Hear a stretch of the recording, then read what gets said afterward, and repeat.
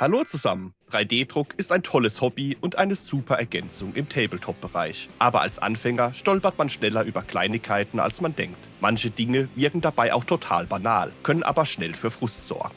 In diesem Video teile ich 3 einfache Tipps aus meiner Anfängerperspektive für andere Anfänger. Willkommen in meiner Hobby-Ecke. Hier ist der Fez. Kein Profi, kein Experte, aber seit fast 30 Jahren mit Freude im Hobby. Perfektionist und Chaot in einem. Let's Fez! Ein kleiner Hinweis vorab. In diesem Video gebe ich 3 Anfängertipps von mir als 3D-Druckanfänger für andere Anfänger. Die Tipps beziehen sich dabei auf FDM-Drucker und sollten aber auch unabhängig vom verwendeten Filament sein.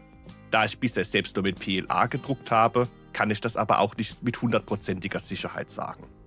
Diese 3 Tipps sind jedenfalls wirklich mega einfach, aber auch sehr effektiv. Wir tauchen hier auch noch nicht in technische Einstellungen und Feinheiten ein, sondern in einfache, grundlegende Tipps, die man mal gehört und vielleicht auch mal erlebt haben muss und man sich danach denkt, jopp, hätte ich auch vorher wissen können. Also legen wir direkt los mit Tipp 1. Das beste 3D-Modell, die besten Einstellungen und das beste Filament bringen nichts, wenn der Druck nicht auf dem Druckbett haften bleibt. Wenn die ersten Layer nicht an Ort und Stelle bleiben, sorgt das sehr schnell für Frustration. Habe das selbst so lernen müssen. Nach einem Abendessen bin ich am Drucker vorbeigelaufen und habe so gesehen, oh, da ist ein Druck fertig. Direkt begeistert gewesen, Objekte von der Druckplatte entfernt und dabei wohl verstärkt Schmutz, Fett und Öl, alles was man so an den Fingern hat und nicht direkt sieht, schön auf der Druckplatte verteilt. Das klingt jetzt so, als ob ich mit Motorenöl verdreckte schwarze Finger gehabt hätte, aber nee. Einfach so die typischen Fettfinger. Der Druckplatte selbst sah man auch keine Verschmutzung in dem Sinne an. Am nächsten Tag habe ich dann Bases drucken wollen. Und das endete im Chaos. Überall Fäden. Bases in andere Bases verschoben.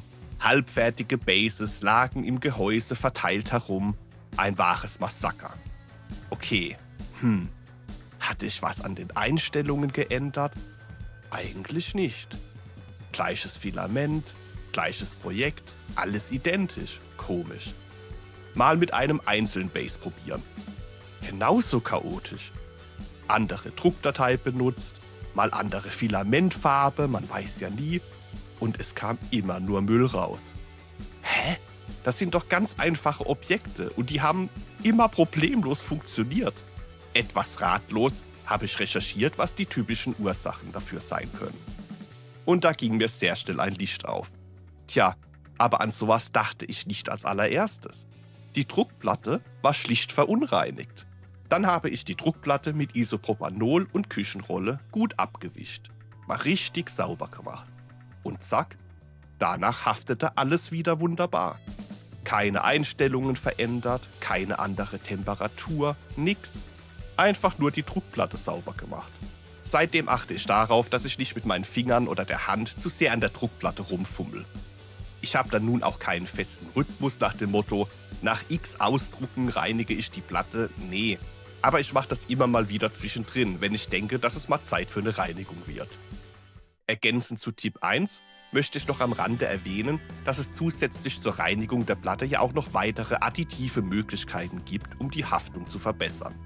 Manche empfehlen zum Beispiel auch die Verwendung eines Klebestifts, mit dem man dann die Platte so etwas einreibt. Oder es gibt da auch so Klebesprays. Das habe ich mir hier auch mal gekauft, aber ehrlich gesagt auch noch nie verwendet und bisher auch nicht benötigt. Sieht echt aus wie Haarspray. Oder, was man auch hört, die Temperatur für die ersten Layer anpassen, etc. Das aber nur als Ergänzung, weil ich das ja auch noch nie selbst verwendet bzw. auch nicht benötigt habe und da kann ich aus meiner Anfängersicht auch nichts weiter dazu sagen. Alle bisherigen Haftungsprobleme konnte ich bei mir immer durch simples Reinigen der Druckplatte beheben. Das war mein erster, simpler Tipp zur Vermeidung von Frustration. Weiter geht's direkt mit Tipp Nummer 2. Diesen Tipp bekam ich von euch in den Kommentaren. Danke dafür. Und ich habe es auch selbst erleben dürfen und am Anfang auch echt massiv unterschätzt. Feuchtes Filament. Neues Filament kommt in tollen Vakuumbeuteln, richtig dicht, super, auspacken und loslegen. Das hat auch in den ersten Wochen als es auch noch etwas wärmer war, aus meiner Sicht ohne für mich spürbare Probleme gut funktioniert. Dann wurde es kälter. Die dunkle Jahreszeit kam, Zeit für Winterschlaf und es fing an. Filament ist gerissen. Oberflächen sahen seltsam aus. In Summe in der Zeit einfach viel mehr Filamentprobleme, abgebrochene Druckprojekte oder Erzeugnisse, die einfach nicht mehr so aussahen wie zuvor. PLA ist da wohl auch noch eins der gnädigsten Filamente, aber auch PLA zieht Feuchtigkeit. Und Feuchtigkeit im Filament ist schlecht. Das kann man sogar beim Drucken hören. Wenn Filament feucht ist, verdampft das Wasser in der heißen Düse. Kleines Knacken oder Zischen. Das Material fließt nicht gleichmäßig, Layer sind unsauber, die Oberflächen sind rauer, es können sich auch kleine Löcher bilden, mehr Stringing, Details unsauber und so weiter und so weiter. Auch da dachte ich im ersten Moment erstmal an falsche Einstellungen. Aber auch das lag einfach an meiner Unerfahrenheit und dass ich das Thema komplett unterschätzt habe. Immerhin ist die Hobby-Ecke ja auch temperiert, ich drucke nicht in einer Waschküche oder im feuchten Keller, so dachte ich mir. Aber mit gut getrocknetem Filament läuft es echt viel besser. Da ich ja das Ace Pro Dingens da habe, war die Lösung aber auch brutal einfach für mich. Einfach die Trocknung aktivieren und das Filament gut durchtrocknen, bevor man druckt. Mini-Tipp am Rande: Auch nicht nur eine Stunde trocknen lassen, den Druck starten und beim Drucken dann irgendwie weiter trocknen lassen. Habe ich mir auch mal gedacht und ja, spart ja Zeit. Aber das hat bei mir auch zu suboptimalen Ergebnissen geführt. Lieber wirklich einmal 4 bis 5 Stunden komplett trocknen lassen und erst danach drucken. Sonst sind am Anfang die ersten verwendeten äußeren Filamentfäden auf der Rolle zwar getrocknet, aber wenn der Druck dann länger läuft, kommt ja dann auch wieder das Filament, das noch nicht ganz getrocknet ist.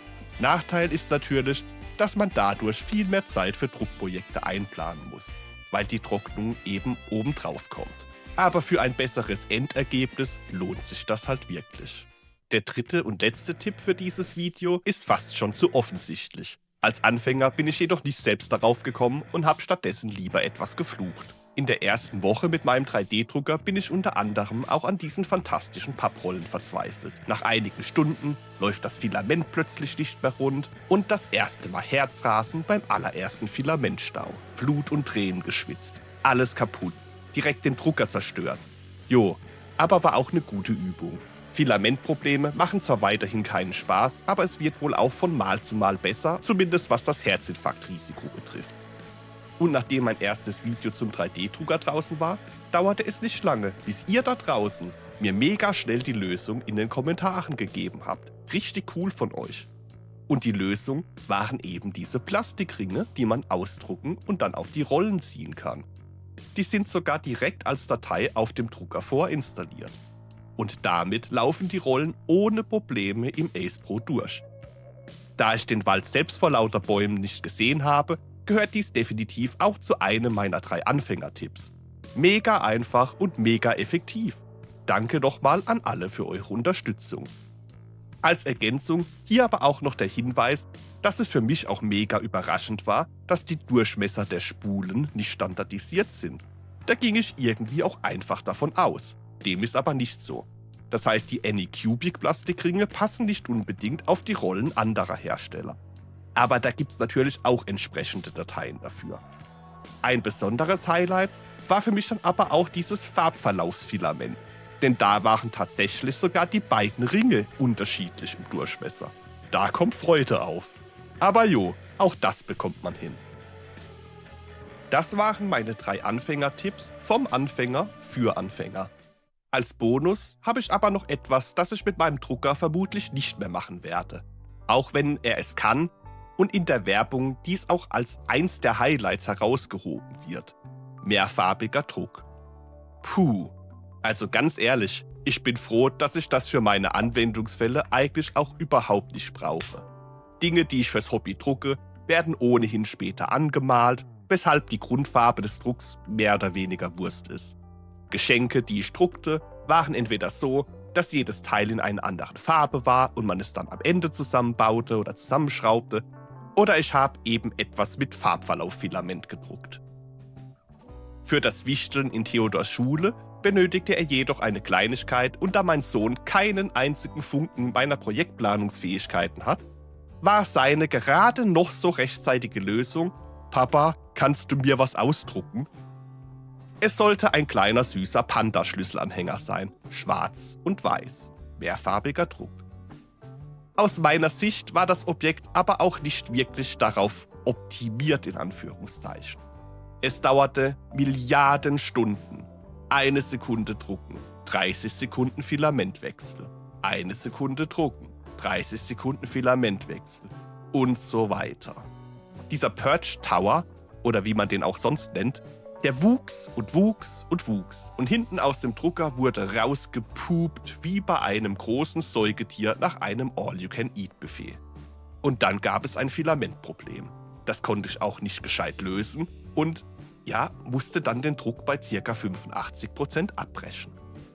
Den ganzen Druck also nochmal von vorne gestartet.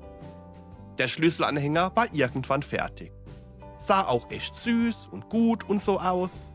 Aber das kleine Teil stand für mich in überhaupt gar keinem Verhältnis zur benötigten Zeit und zum erzeugten Filamentabfall. Das war echt erschreckend. Immerhin kam das kleine Geschenk gut an und jemand freute sich darüber. Aber für mich war das der allererste und zugleich vorerst letzte Mehrfarbdruck, den ich mit meinem 3D-Drucker durchführen werde. Das ist für mich in dieser Form echt noch gar nichts. So, das war noch der kleine Bonus aus meinen 3D-Druck-Abenteuern zusätzlich zu den 3 Anfängertipps. Ich hoffe, ihr konntet was davon mitnehmen oder hattet zumindest etwas Unterhaltung. Lasst mir gerne einen Like da. Wenn ihr mehr aus der Hobby-Ecke sehen wollt, abonniert den Kanal. Hier dreht sich alles rund ums Tabletop-Hobby. Hier wird gebaut, gebastelt, in Erinnerung geschwelgt und alles, was man sonst so in der Hobby-Ecke machen kann. Danke euch fürs Zuschauen und dranbleiben. In diesem Sinne, bis zum nächsten Mal.